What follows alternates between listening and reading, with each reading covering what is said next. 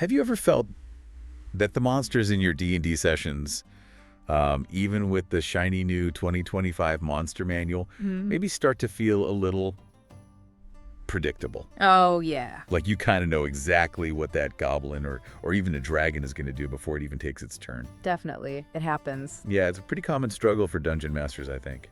Yeah. Well, frankly, as players, we often get that sense of deja vu too. We do.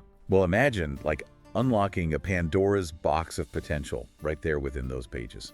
You know, stretching, amplifying, remixing its contents for maximum mayhem and narrative flourish at your table. And that's precisely what we're going to delve into today. We're going to unpack what it means to break the monster manual. Okay. And let's be really clear here. This isn't about min-maxing or, just trying to flatten your party. Right, not about punishment. Exactly. Our goal is to find those unexpected intersections of abilities that genuinely generate incredible, unforgettable stories. So when we talk about breaking these creatures, it's really about stretching their capabilities, amplifying their core threats, and remixing their stat blocks. Not to punish, like you said, but to forge those truly memorable moments and, narrative breakthroughs. Yeah. This approach, it taps directly into the heart of emergent play, It leads to those incredible organic stories that neither the players nor even you, the DM, could have plotted out beforehand. I love that. Think of it this way. A hydra isn't just some multi-headed beast waiting there to be slayed. Now imagine that hydra roaming, say, haunted wetlands. Ooh, okay. Its head striking from impenetrable gloom at every turn, becoming this apex predator that fundamentally shifts the entire ecosystem of your campaign. It forces players to adapt in really surprising ways. I love that idea of emergent play. But, okay, there's a risk here, definitely. It often means intentionally breaking traditional combat balance. But, in the hands of a thoughtful DM, this intentional imbalance actually becomes a really potent engine for excitement. That's the key. Thoughtful. Yeah, it's what some call carefully controlled unfairness. This lets players experience the full, exhilarating range of emotions a great game can offer. Right. From desperate struggle and nail-biting tension when they realize, whoa, this monster is way more than we expected, to that wild triumph against truly overwhelming odds when they finally overcome it. It's about creating a roller coaster, really, not just a flat, predictable ride. Absolutely. So our mission for this deep dive is to explore specific methods and cultivate a mindset for bending the 2025 D&D Monster Manual's creatures beyond their published limits. Okay. We want to show you how to do this in ways that consistently reward player creativity and foster a truly shared, compelling narrative at your table. A bit like, the dynamic worlds you find in LitRPG adventures. Yeah, good comparison. Our ultimate goal is to help you craft encounters that are surprising, theatrical, and deeply tailored to your group's unique style of fun. Encounters that aren't beholden to some strict balance sheet, but are entirely in service of unforgettable play. Hashtag understanding what makes a monster breakable. So when you start looking at the creatures in the Monster Manual, it becomes pretty clear that, not all monsters are equally ripe for this kind of subversion. You're right. Some are just simpler. Exactly. Breaking a monster truly begins with a keen analysis of the inherent variables at play within each stat block. You got to look beyond just the basic hit points and AC and identify what we call the hot spots for modification.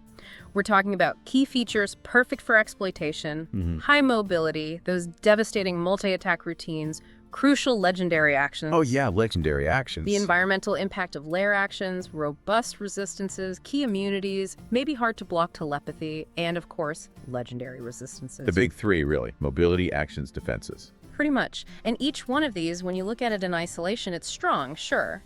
But their true power is unleashed when you start combining them. Ah, the synergy. That's it. Their potential becomes multiplicative. Each new addition or, say, environmental tweak dramatically compounds a creature's threat, pushing it into truly broken territory with just a nudge from a creative DM. Right. For instance, a dragon with just flight. Dangerous, yeah. It can swoop, breathe fire. Standard dragon stuff. Standard stuff. But one with flight, plus lair actions reshaping the battlefield with lava flows or crumbling structures, plus legendary resistance to shrug off your party's best spells like Hold Monster, plus a whole menagerie of resistances to different damage types. Okay, now we're talking. That's not just a tougher dragon, that's the perfect foundation for creative breaking. That's an encounter your players will talk about for years. Building on that idea, that multiplicative potential. What happens when a monster has both legendary actions and superior mobility? Yeah. I mean, think of layered mechanics as the DM's palette, right?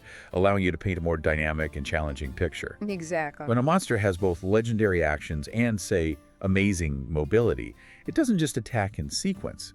It fundamentally controls the entire rhythm of combat. It dictates the flow. Yeah. Imagine a monster leaping in out of range at will, maybe dictating the initiative order somehow, frustrating player attempts to establish any kind of stronghold or safe zone. It becomes this blur, always one step ahead. Hard to pin down. And then you combine those features with robust resistances or immunities, maybe it shrugs off fire and cold damage. Suddenly you have a foe that can truly hold the board, soaking up damage, weathering spells that would flatten lesser creatures. Right. It becomes a battlefield presence. This combo, it isn't just about making the monster tougher, it's about making it a dynamic, ever-present threat that forces your players to constantly react, adapt their tactics, and think several steps ahead. Which, begs the question then. How important is action economy in all of this? Crucial, right? It is, simply put, one of the most defining traits of truly terrifying monsters. Monsters that can move and attack outside of their own turns, they inevitably play at a much higher tier of threat and challenge. Yeah, they break the turn order. Exactly. When a monster acts between player turns, maybe casts spells as a reaction or takes multiple legendary actions in a round, the sense of threat just multiplies exponentially. Players feel that pressure constantly. They do. It's like they're always reacting to the monster rather than dictating the flow of combat themselves. And if you add a big hit point pool to this package, Oh boy. your players quickly find themselves racing against this ticking clock, forced to burn through their precious resources, spell slots, daily abilities, potions, in entirely new and often desperate ways just to keep up. Yeah. The underlying design philosophy is kind of simple. More actions mean more opportunity for drama, more tension, and ultimately more memorable moments where every decision feels critical. So for a DM listening, what does this newfound understanding really translate into? What should they be doing? Well, it means you need to become fluent in reading stat blocks, not just for the raw numbers, but for their synergistic potential. We're looking for those combos. Yeah, you need to quickly spot those powerful confluences of features. Maybe mobility plus crowd control, like a grapple or a slowing effect. Or legendary resistance paired perfectly alongside spell slots, making it immune to their best control spells. Right. Your goal is to identify those buttons that, when pressed together, make the encounter escalate unpredictably, transforming a seemingly standard adversary into something genuinely terrifying and dynamic. It's a big mindset shift, isn't it? It is. Moving from just seeing stock adversaries, a goblin is a goblin, to seeing them as living, breathing engines of emergent chaos, ready to surprise and challenge your players in new and exciting ways. #tag fastest ways to break the 2025 D&D Monster Manual. #tag 1. Combining mobility with control effects.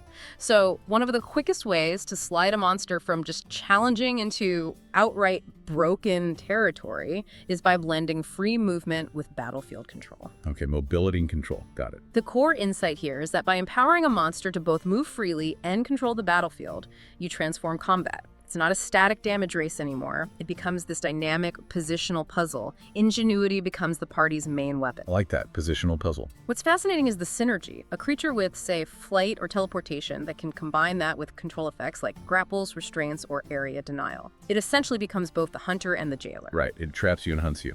Exactly. It's not just chasing. It's actively bending the arena to its will, making escape hard, dictating where the fight happens. This forces players to think beyond just damage output and really consider their positioning, how to break free. Building on that, what we like to call Excelsior monsters, right? Yeah. They don't just use mobility to chase, they use it to escape, reposition, or strike from completely unexpected angles. Precisely. Imagine like an ettercap, often seen as a minor threat, right? Yeah, pretty low level. But suddenly it snatches a party member with a grapple and vanishes up a web-laden wall, taking its victim high above the battlefield where allies can't easily reach without risking a fall or burning resources. Nasty. Creates a whole sub-objective. Or consider a cloaked wraith. Usually a spooky melee attacker, but now it drifts seamlessly through objects, ignoring walls, while inflicting debilitating fear that scatters the party. Ugh, fear and phasing. That's rough. These effects intensify dramatically when you combine them. Climbing speed bolsters grapples. Teleportation makes restraint feel inescapable. Flight paired with stunning attacks leaves grounded PCs helpless. It turns a simple fight into a desperate struggle. And, of course, we can magnify these tactics even further by incorporating environmental features. Right, the environment again. Picture a hydra whose battlefield is pocked with deep pools, murky water. Players have uncertain footing, while its heads lash out from safety underwater, disappearing, striking from unexpected angles. Underwater ambush hydra. Okay. Or imagine a bear beset by hurricane winds in its mountain lair, suddenly gaining temporary flight speed. It swoops down, pulls people off ledges into chasms. Whoa. A DM's light touch, granting new movement options based on the environment, or subtly adjusting terrain, instantly turns every control power into a dynamic, living threat. It changes the battlefield round by round, keeps players on their toes. So let's get specific. What are some actual combos people can try? Okay, let's brainstorm. You could grant a Behir fly speed when it's fighting in those gale force updrafts in its mountain lair. Forces players to think vertically right. Maybe risk jumps or burn slots on Earthbind. Good one. Or add a grapple attack to a giant spider. Let it pin and drag enemies up its webs. Isolates a player, creates that mini encounter. Rescue the friend before they're cocooned. Ooh, I like that. How about allowing a Cloak Guardian to use Misty Step as a bonus action and maybe gain a temporary area of effect, turn undead aura when it reappears. Disrupts casters and healers. Nice twist on the Guardian. Or use swampy, muck-laden terrain to extend a Hydra's reach. Hidden necks strike him from unexpected angles. The ground itself becomes part of the ambush. Yeah. Or combine a monster's legendary movement with an Earthbind effect.